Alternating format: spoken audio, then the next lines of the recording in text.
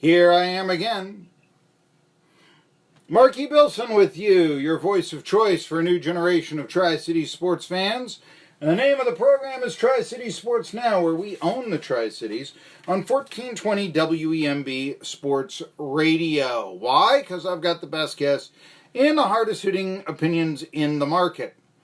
Today we're talking a lot of baseball. Why not? I know football training camp is opening in the NFL, but you know what? I've said this before, I say it again, I may get sour on the game because it's changed so much that we're almost to the point where we don't recognize it, and I really do wonder if people know the history of the game. Of course, I may be a bit biased on that because I once participated in the Society of American Baseball Research Trivia Contest nationally. So we've got the top baseball fans in the country. Give me a trivia contest. I finished 5th in the country. That was about 10 years ago or so. But yeah, hard to be humble when you're Marky Billson, right? And so I realized that, I know a lot about baseball history, and maybe I spend a little too much time talking about old-time baseball or something, but I don't really think that I do. Because as I've said this many a time before, once upon a time baseball was the sport in the United States, the national pastime. And nowadays, baseball, struggling to get back basketball, get back, it's that sort of thing. And with football way in the left lane and beyond. You cannot hear a national sports talk show in the summertime talk baseball. That really scares me. And I just look at this and I say, last 50 years or so, there have been a tremendous amount of changes to baseball. And what it has become is that at one time baseball marketed itself as we're still the same game that we were back in 1900. It's that perfect of a game. Now everything has to change. Be it in the minors, where you got to put a runner at second base to begin the 10th inning. Or, no more complete games, or this radical change in the game into where it's all home run derby. Okay. And I've talked about that, and I may sound very sour. I probably do sound a little sour. Thing is, everyone's sour right now on baseball. Really, I know that the media, there's a big, anti-football sentiment. It's too violent. Why isn't Colin Kaepernick in the Hall of Fame? One of those things. Yeah, if you want to get right down to it, it almost seems that way, doesn't it? And then you also have, with baseball, the modern day baseball writer, it seems to me, is very, Craig Calcaterra is a great example of this. He's the guy that when SunTrust Park opened up and, they unfurled a huge American flag. I want to keep sports and politics separate. It's a huge American flag that they were, that was sports and politics to him. And if you, read some of his stuff, you realize that this is a guy who's very political and, I abhor Chief Wahoo, all the... Okay. I abhor violence, I abhor starvation, you abhor a smiling baseball logo. Okay, teach his own, There you go. I abhor a system in baseball where we can't put up the netting to protect fans from dying like they did at a Dodgers game last year. But we can, hey, you, get rid of that. Well, it was commissioned by the guy that broke the color barrier in the American League. Doesn't matter, it's no longer appropriate. They still sell it on some shirts and stuff. I'm glad to see that. I've said that a million times. I'm a broken record. Forgive me. Where am I going with all this? Look at the guests we have today.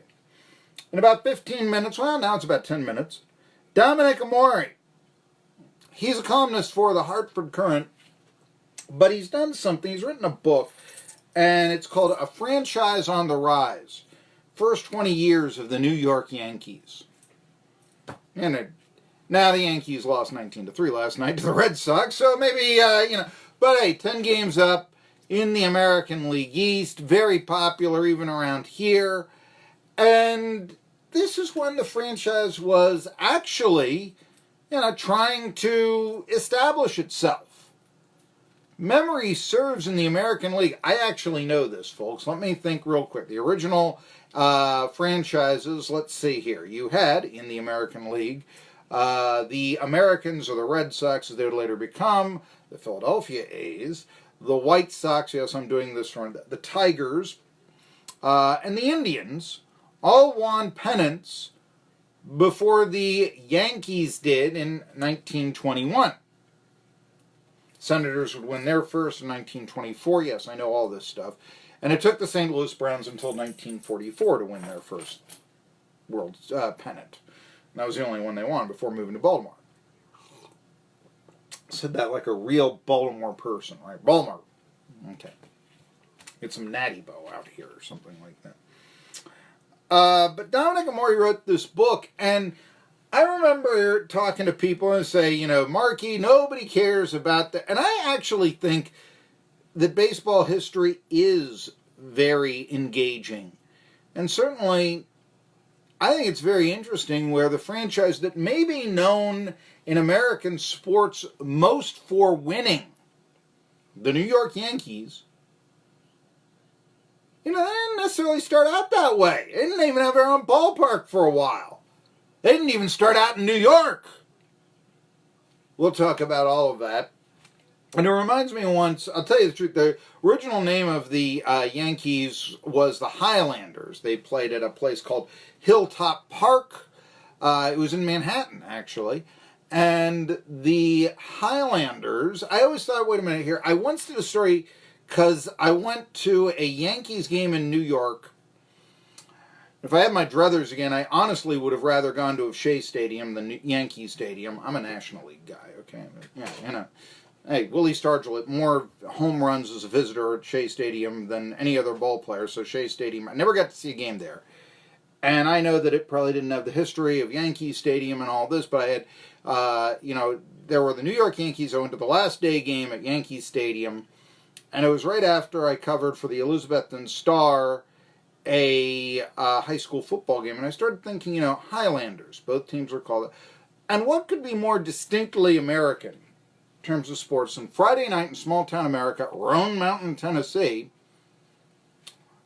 high school football game, and that crumbling ore field. Did they ever fix the concrete there? Anyway.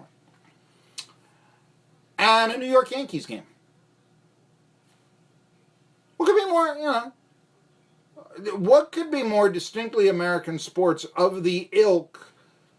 New York Yankees game, that's the highest level. You could possibly say, well, what about, a Boston Celtics game or a Dallas Cowboys game or, we could go into the other glamour franchises in American sports, the Pittsburgh Steelers, if you want to go that way, and the New England Patriots today, all this, I get. But the deal is that those teams haven't been around as long as the Yankees. And there is something distinct about, baseball. So, those things we discuss.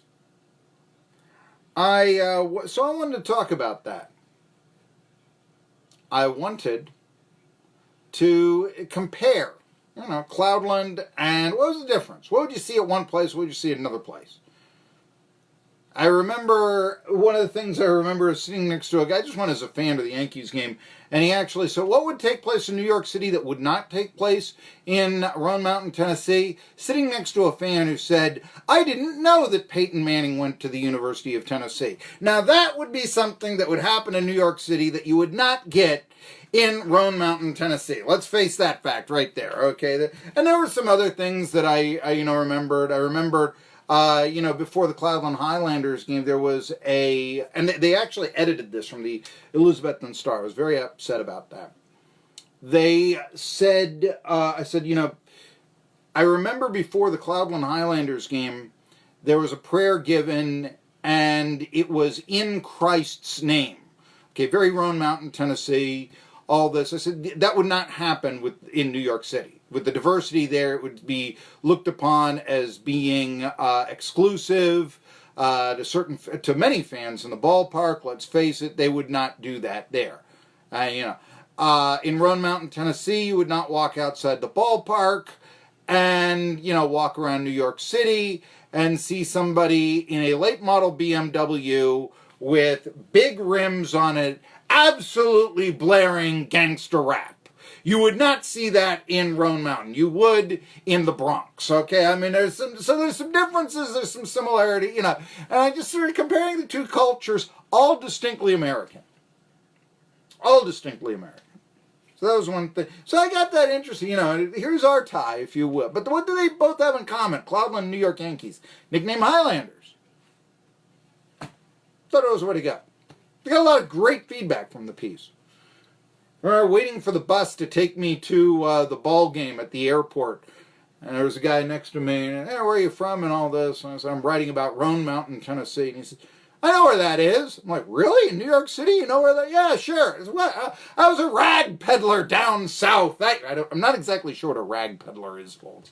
And he went there, and he said, I was a rag peddler. And he had a buyer in Roan Mountain. And I'm like, only in New York. But that's it. At 1:30, Josh Brown of Knockahoma Nation joins me. We'll be talking about the first place Braves. They've got a big weekend series with the Red Quakers, the Fightin' Phils. And the thing is, the Braves, they're shut out 2 days ago by the Kansas City Royals. The Royals swept them in a 2-game series. And that's the Kansas City Royals that are sweeping them. These guys are sellers. They're trading players in the New York Yankees. And yet the Braves couldn't score a run against them with that lineup. So what do the Braves do as the trade deadline looms? Now, it doesn't necessarily mean that you can't help your ball club out after August, but what it can mean, of course, is that the ball player has to go through waivers in a trade, and so somebody else can put the kibosh on the deal by claiming them on waivers. They have to go through waivers to make the deal, or you can put it off take it off the table and all this. So that's what a trade can be prevented by another team after July 31st. It cannot be prior to it. So this is the thing. Who is a seller? The rumor now, we've talked a lot about Braves getting Madison Bumgarner. Well, the Giants are now 500. And now it's the talk that Bumgarner is off the block. Those two big, ace pitchers, Trevor Bauer and Madison Bumgarner, they might not be going anywhere because their teams may be saying, you know what?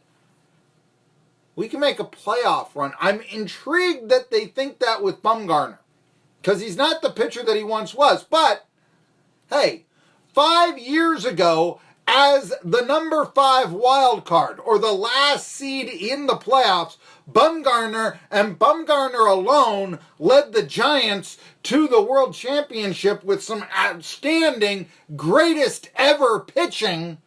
So yeah, maybe the Giants say, even if we can't keep him as a free agent, this could happen again. He's only 5, Same thing, Trevor Bauer. Although the idea is, even though the Treb's only 2 games out of first place, they get the right deal. The feeling is they're not going to be able to keep them. So, hey, getting guys back from the DL. Anyway, let's talk to Dominic Amore about the history of the Yankees after this. Pictures of Shrek.